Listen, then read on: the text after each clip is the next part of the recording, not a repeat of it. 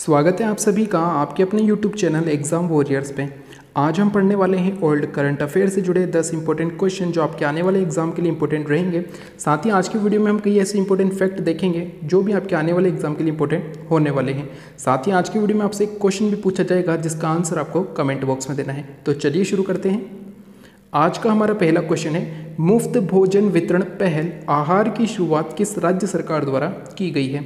तो हाल ही में असम राज्य सरकार ने मुफ्त भोजन वितरण पहल की शुरुआत की है जिसका नाम है आहार। इंपॉर्टेंट और आपको याद रखना है। बात करें असम राज्य की तो असम राज्य की राजधानी है दिसपुर। वर्तमान में यहाँ पर मुख्यमंत्री है जो हाल ही में इसके नए मुख्यमंत्री बने हैं, उनका नाम है हिमंत बिश्वा शर्मा। साथ ही आपको याद रखना है यहाँ पर राज्यपाल है जिनका नाम है जगदीश मुखी। ये भी इंपॉर्टेंट और आपको याद रखना है। बात करें असम राज्य की तो इससे जुड़े दो और इंपॉर्टेंट फैक्ट आप याद रखिएगा जो करंट अफेयर से जुड़े हैं। हाल ही में रायमोना असम राज्य का 6ठा राष्ट्रीय उद्यान बना है और देहिंग पटकई 7वां राष्ट्रीय उद्यान बना है। यानी कि अब असम में 7 राष्ट्रीय उद्यान है और इसी के साथ यह भारत में राष्ट्रीय उद्यान के मामलों में तीसरे नंबर पर है। पहले नंबर पर है मध्य प्रदेश राज्य जिसे टाइगर स्टेट भी कहा जाता है, यहाँ पर 10 राष्ट्रीय उद्यान हैं। दूसरे नंबर पर है अंडमान एवं निकोबार, यहाँ पर 9 राष्ट्रीय उद्यान है और तीसरे नंबर पर है असम जहाँ पर अब 7 राष्ट्रीय उद्यान हैं। साथ ही आप आज के दिन से जुड़ा एक करंट अफेयर का फैक्ट भी याद रखिएगा कि लवलीना बोरगोहेन जो कि एक भारतीय मुक्केबाज हैं, ये ओलंपिक में क्वालिफाई करने वाली पहली खिलाड़ी बनी है असम राज्य की। यानी कि असम राज्य से ये पहली खिलाड़ी है जिनके द्वारा भारत की ओर से ओलंपिक में क्वालिफाई किया गया है।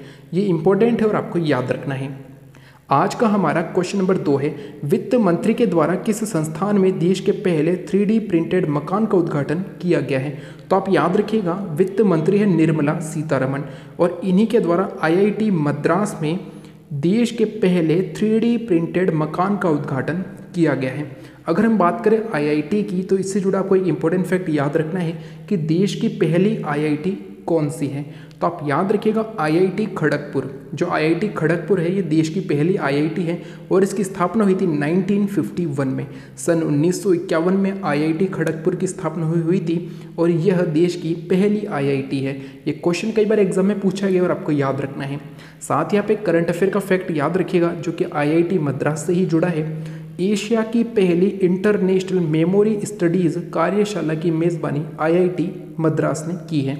इंपॉर्टेंट फैक्टर आपको याद रखना है। आज का हमारा क्वेश्चन नंबर 3 है, किस राज्य सरकार ने ऑक्सीजन नर्सों की नियुक्ति की है? तो कोरोना के जो महामारी है इसके काल के दौरान महाराष्ट्र राज्य सरकार ने ऑक्सीजन नर्सों की नियुक्ति की थी। इंपॉर्टेंट और आपको याद रखना है। बात करें महाराष्ट्र राज्य की तो इसकी राजधानी है मुंबई। वर्तमान में यहाँ पर मुख्यमंत्री है उद्धव ठाकरे और राज्यपाल है भगत सिंह कोश्यारी। साथ ही आपको एक और फैक्ट याद रखना है कि हाल ही में प्रधानमंत्री नरेंद्र मोदी जी ने E100 प्रोजेक्ट की शुरुआत महाराष्ट्र के पुणे शहर में की है। ये क्वेश्चन एग्जाम में पूछा जा सकता है कि प्रधानमंत्री के द्वारा किस शहर में E100 प्रोजेक्ट की शुरुआत हुई है?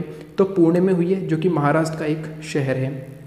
आज का हमारा क्वेश्चन नंबर 4 है, टाइम मैगजीन की 100 सबसे प्रभावशाली कंपनियों की सूची में कितनी भारतीय कंपनी है?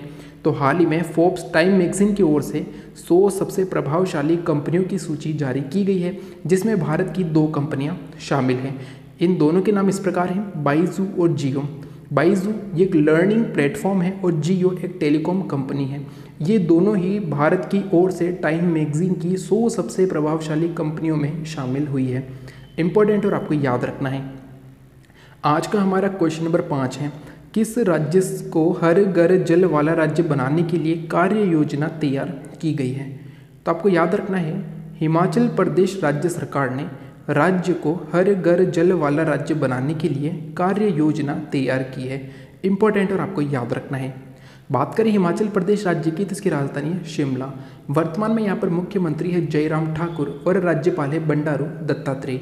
साथ ही आपको याद रखना है कि ई पंचायत पुरस्कार 2020 मिला था हिमाचल प्रदेश राज्य को और ई पंचायत पुरस्कार 2021 मिला है उत्तर प्रदेश राज्य को। इंपॉर्टेंट और आपको याद रखना है।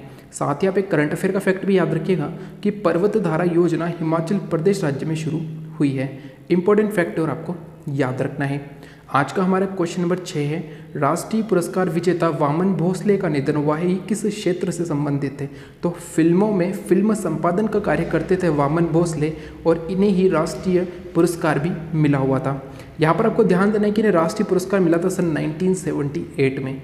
ये भी क्वेश्चन एग्जाम में पूछा जा सकता है कि हाल ही में फिल्म संपादक वामन भोसले का निधन हुआ है, इन्हें किस वर्ष राष्ट्रीय पुरस्कार से सम्मानित किया गया था? तो सन 1978 में किया गया था।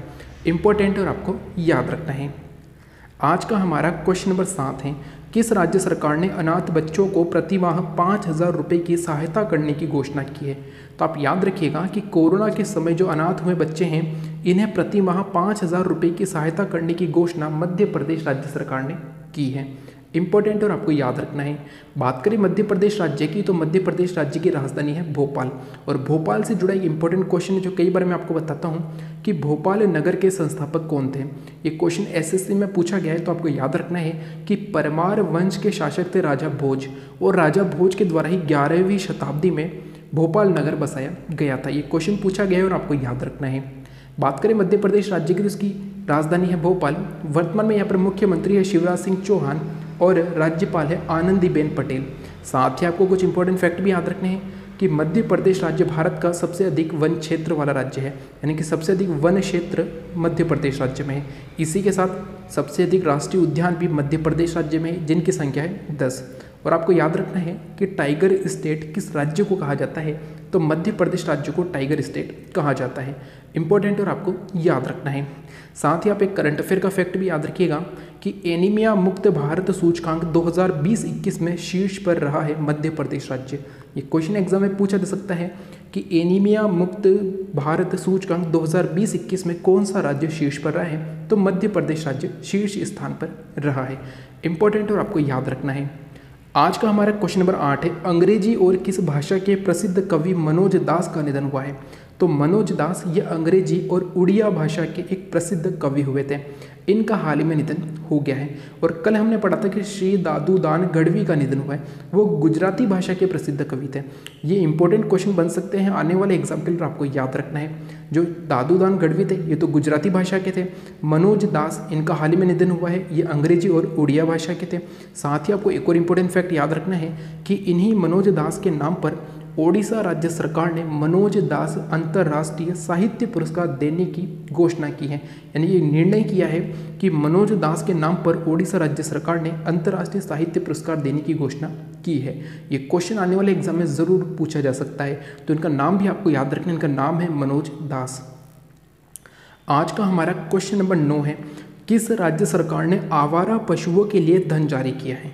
तो आपको याद रखना है ओडिशा राज्य सरकार ने जो आवारा पशु होते हैं इनके संरक्षण के लिए धन जारी किया है। बात करें उड़ीसा राज्य की, तो उड़ीसा राज्य की राजधानी है भुवनेश्वर। वर्तमान में यहाँ पर मुख्यमंत्री है नवीन पटनायक और राज्यपाल है गणेशी लाल। इनका नाम भी आपको याद रखना है। साथ ही कई ऐसे इंपॉर्टेंट फैक्ट है जो ओडिशा राज्य से जुड़े हैं, जैसे कि ओडिशा राज्य में महानदी पर हीराकुंड बांध स्थित है। ओडिशा राज्य में एक मंदिर है जिसका नाम है कोणार्क सूर्य मंदिर, और यहाँ से कई क्वेश्चन एग्जाम में पूछे जाते हैं कि कोणार्क सूर्य मंदिर किस राज्य में है? तो ओडिशा में है। कोणार्क सूर्य मंदिर का निर्माण कब हुआ था? तो 1250 से लेकर 1256 तक कोणार्क सूर्य मंदिर का निर्माण पूरा हुआ था। साथ ही आपको ध्यान देना है कि कोणार्क सूर्य मंदिर का निर्माण किन के द्वारा करवाया गया था? तो उस समय गंग वंश के शासक थे नरसिंह देव, और इन्हीं के द्वारा कोणार्क सूर्य मंदिर का निर्माण करवाया गया था। और जैसा कि आप जानते हैं कि ओडिशा राज्य को प्राचीन इतिहास में कलिंग के नाम से जाना जाता था। तो कलिंग का युद्ध कब हुआ था? तो 261 ईसा पूर्व 261 ईसा पूर्व कलिंग का युद्ध हुआ था। किन के मध्य हुआ था? तो मौर्य वंश के शासक थे तीसरे नंबर के, जिनका नाम था अशोक जो थे ये मौर्य वंश के तीसरे शासक थे। ठीक है दोस्तों, इनके और कलिंग के राजा नंदराज के मध्य, इन दोनों के मध्य 261 ईसा पूर्व कलिंग का युद्ध हुआ था। ये भी महत्वपूर्ण है और आपको याद रखना है। साथ ही आप एक करंट अफेयर का फैक्ट भी याद रखिएगा कि ऑक्सीजन कंसंट्रेटर के लिए डोर स्टेप डिलीवरी सेवा शुरू की है ओडिशा राज्य सरकार ने। इंपॉर्टेंट और आपको याद रखना है। आज का हमारा अंतिम क्वेश्चन है, लिविंग माउंटेन ये एक पुस्तक है, ये किन के द्वारा लिखी गई पुस्तक है? तो आपको याद रखना है कि भारत के एक प्रसिद्ध लेखक है जिनका नाम है अमिताव घोष के द्वारा ही लिविंग माउंटेन पुस्तक लिखी गई है। साथ ही आपको ध्यान देना है कि इनका एक उपन्यास है जिसका नाम था द शैडो लाइन्स, और इनके लिए इन्हें 1989 में साहित्य अकादमी पुरस्कार से सम्मानित किया गया है। भारत का साहित्य के क्षेत्र में सबसे बड़ा पुरस्कार है जिसका नाम है साहित्य अकादमी पुरस्कार, और इससे अमिताभ घोष को 1989 में सम्मानित किया गया था।